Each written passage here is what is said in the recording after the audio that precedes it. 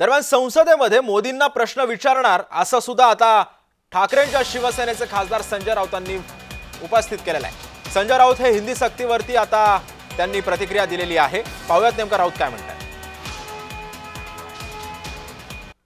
बघा, हे राष्ट्रीय धोरण आहे।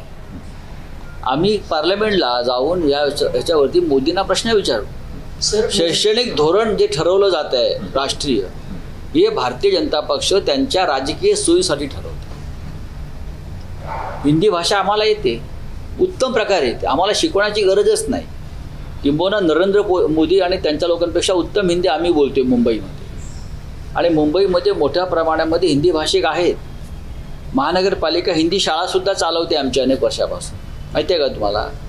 तो ज्यांना हिंदी येते त्यांच्यावर तुम्ही कशा करता लागता? आम्हाला येतं आहे ना, आम्ही हिंदीला कधी विरोध केला नाही, पण तुम्ही शालेय अभ्यासक्रमामध्ये ही सक्ती करू नका।